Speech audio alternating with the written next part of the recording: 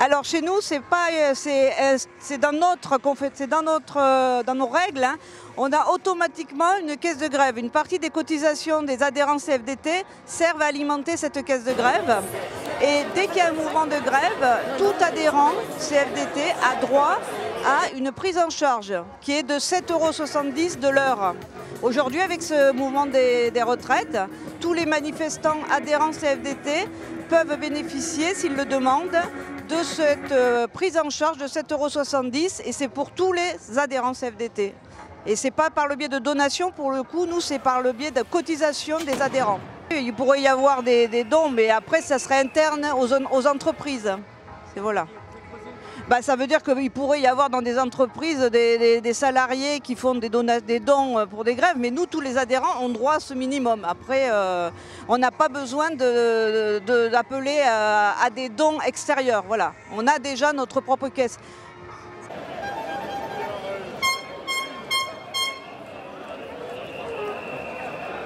Pour l'Isère, on a une caisse de grève à l'Union départementale et chaque personne peut verser de l'argent à cette caisse de grève. D'ailleurs, à l'arrivée à Verdun, il y aura une caisse pour pouvoir mettre de l'argent dedans. Aujourd'hui, on m'a déjà demandé plusieurs fois, 3 fois, où est-ce qu'il y avait la caisse de grève. Donc même les grévistes donnent à la caisse de grève.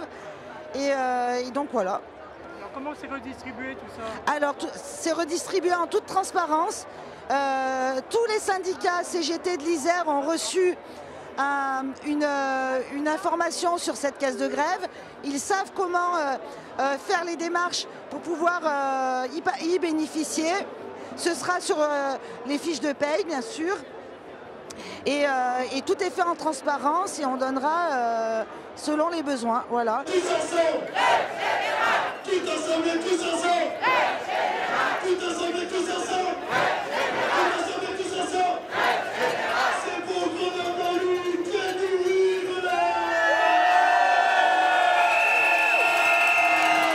La caisse de grève EFO, en fait, c'est tous les adhérents EFO. Il y a une partie de leur cotisation qui va dans une caisse déjà depuis de nombreuses années.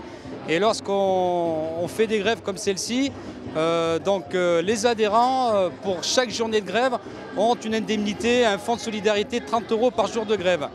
Voilà, après, je sais que les autres syndicats aussi ont une caisse de grève. Alors, vous pouvez faire des dons. Enfin, moi, j'invite tous celles et ceux qui souhaitent faire des dons, quel que soit le syndicat, que ce soit Solidaire, EFO, la CGT, CFDT, à donner pour que les grévistes puissent continuer sur la durée.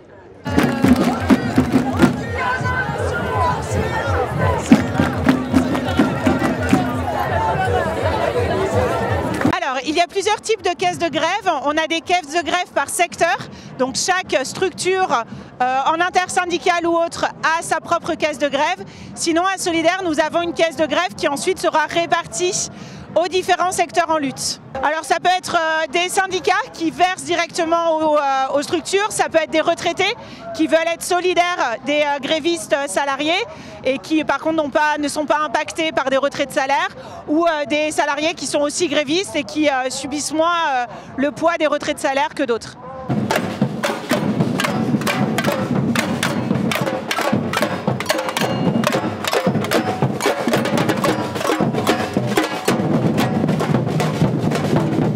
En fait, les élus, ce sont des citoyens comme les autres. On soutient la grève comme les autres, donc chacun doit faire sa part. Et la question qui est traitée aujourd'hui, ce n'est pas seulement les retraites, en fait, c'est la question de la place du travail dans la vie, dans le temps de vivre, la qualité du travail et la vie qui va avec. Donc c'est tout ça. Donc oui, soutenir la grève, c'est soutenir un projet de société qui permette de vivre et de faire en sorte que le travail ne ruine pas la vie, mais soit au contraire un épanouissement et laisse le temps de vivre et d'aimer. Oui, bien sûr, nous faisons circuler le lien pour la caisse de grève dans le groupe d'élus et chacun cotise, reverse l'équivalent d'une journée, une demi-journée de son indemnité d'élu pour la caisse de grève en signe de solidarité. Il me semble que c'est important, au-delà du montant, de la somme que ça représente, de montrer notre solidarité. Moi en particulier, qui suis adjointe aux écoles, je vois le personnel d'entretien des écoles, je vois les ATSEM, beaucoup de femmes qui sont usées par ces métiers. À 55 ans, elles sont déjà usées, je ne vois pas comment elles peuvent travailler jusqu'à 64 ans. Et puis par ailleurs, on voit des tas de jeunes qui cherchent du travail. Et si ces personnes-là ne partent pas à la retraite, mais les jeunes trouveront encore moins de travail et ça sera encore plus désespérant pour la jeunesse. Donc c'est pour ça, c'est pour elles qu'on se bat. Macron et toute sa bande qui sont planqués dans leur coup de cœur à l'Élysée, c'est essayer de nous faire peur. Mais franchement, on n'en a rien à faire. Et à tous ceux qui sont là, qui nous